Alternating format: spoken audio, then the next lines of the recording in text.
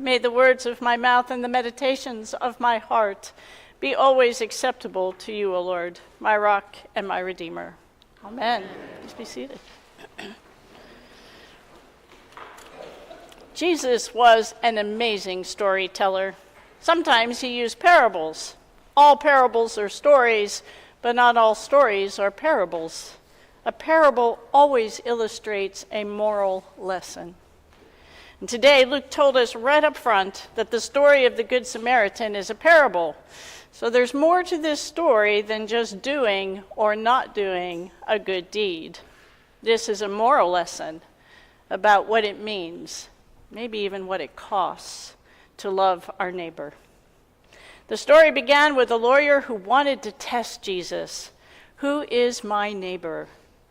That lawyer made me think of all the times I pressed my parents' buttons with questions like, why are you giving me cow milk? Cow milk is for cows. Why would you give me something for another species? It's a miracle I'm alive. Testing authority seems to be a human trait, one that Jesus experienced many times. He began the parable. A man was on the road from Jerusalem to Jericho. In biblical times, the road between those two cities was a winding and dangerous path through the Wadi Kelt, a desert. In 2017, I spent a morning in the Wadi Kelt watching the sunrise. When the sun was high enough, I could see that there are still caravans of gypsies who live in the nooks and crannies of that desert. When you enter the desert to this day, there are warning signs that read, "Go back, you are entering an unsafe place." 2,000 years ago, everyone knew that was a dangerous area. Jesus intentionally chose a danger zone for the backdrop of his parable. It was not unusual for someone to be robbed, beaten up, and left to die on the side of the road. 3 characters entered the parable. The first was a priest. Priests were responsible for temple rituals and sacrifices. The second was a Levite. They also worked at the temple, but not as priests. As with our parable, all priests were Levites, but not all Levites were priests. The first 2 characters passed by the wounded man. Their neglect of a human in need emphasized in the story the hypocrisy of religious leaders who prioritized their ritualistic purity over acts of love and mercy. The third character was the Samaritan. He comes from Samaria.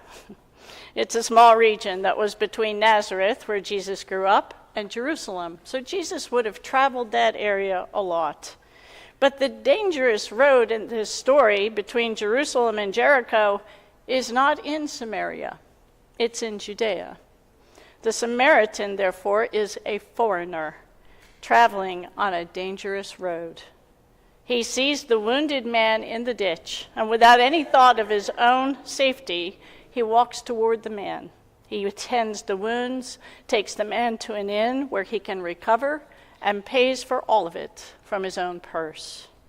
Jesus asked the lawyer, which of these 3 characters was a neighbor to the wounded man? And the lawyer answered, the one who showed him mercy. This week I was wondering a lot about how the mercy and generosity of that Samaritan changed the wounded man's life.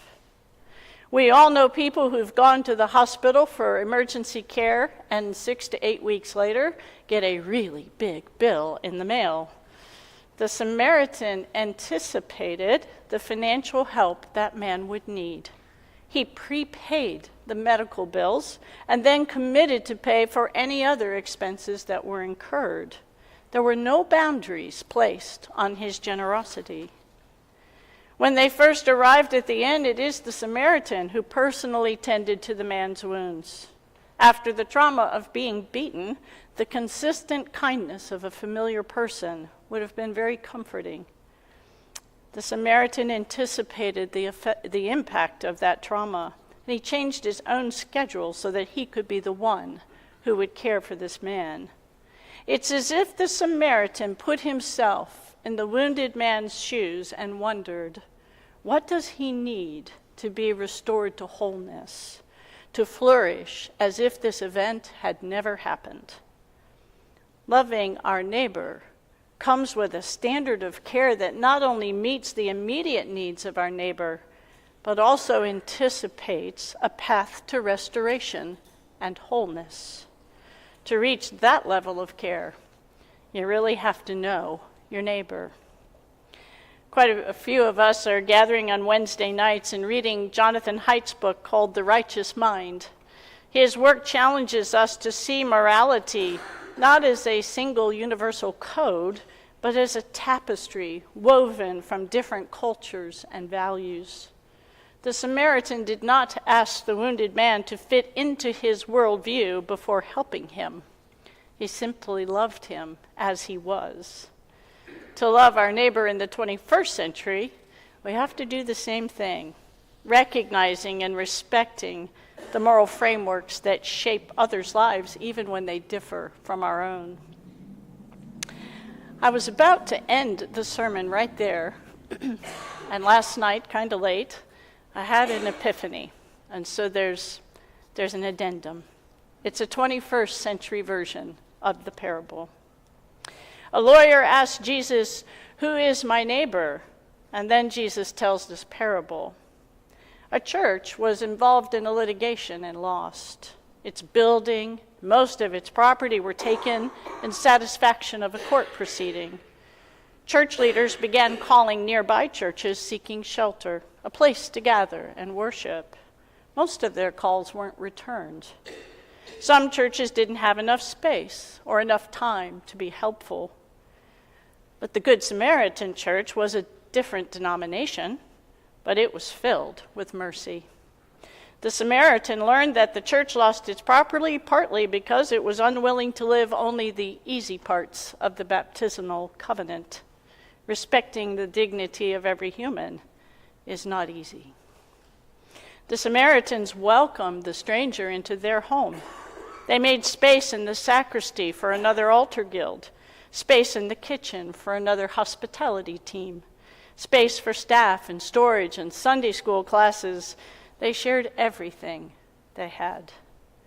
The Samaritan anticipated the financial hardship the stranger, so they did not charge market rent, just a little cover charge for incremental use.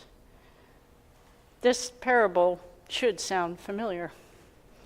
The parable of the Good Samaritan reminds us that loving our neighbor is not just about responding to immediate needs. It's about walking alongside, anticipating struggles, and helping others to flourish. We have experienced that kind of neighborly love firsthand. We were met with mercy and generosity by neighbors who saw us for who we were and chose to love us as we were. How do we pay that forward? How will we be good Samaritans in the lives of others? And who are the neighbors God is calling us to love, not as we wish them to be, but as they already are? May God give us the wisdom and the courage to be that good Samaritan. Amen.